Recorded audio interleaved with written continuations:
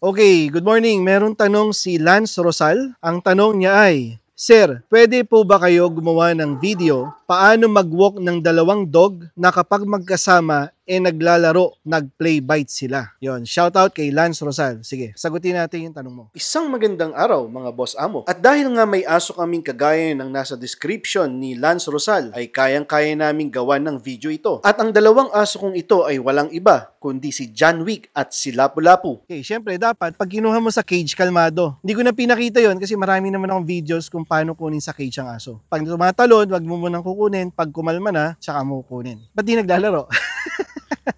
Ayan. Okay lang, excited ako para maglaro. Yan! Yun agad ang unang point, boss amo. Dahil nga ako ay kalmado, hindi naglalaro si John Wick at si Lapu-Lapu. Pero nung naging excited na ako, ay naglaro na sila. Pag yung aso nyo naglalaro, then gusto nyo i-walk together, yan.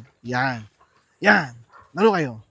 Paano nyo sasawayin? Una sa lahat ay kailangan ang aso nyo ay nakakaintindi ng leash pressures. Ang leash pressure ay ang pagsikip ng leash sa leeg ng aso kapag hinatak mo ito. Tapos, pwede mo nang, habang naglalaro, hatakin mo na lang. Yan. Hatakin mo lang. Hatakin mo. Shh!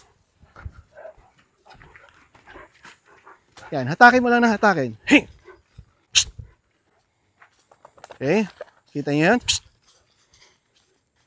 Okay? Hanggang sa maunawaan nila na pack walk to at hindi to play. Okay?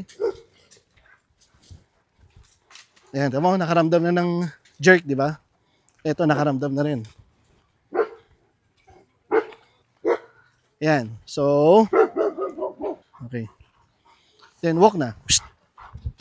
Kung sino yung instigador, kung sino yung nag-i-initiate ng play, yun ang sasawayin mo. So, ito nag-i-initiate.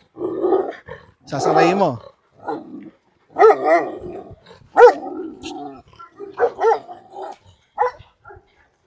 Okay? So, okay na to. Hindi na to maglalaro.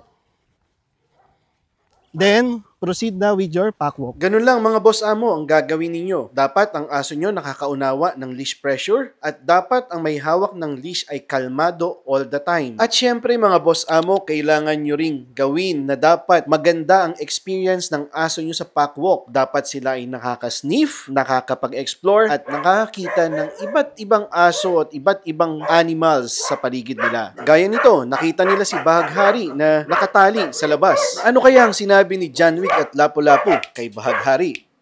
Abangan! Yun lang po sa ngayon at maraming salamat sa panonood.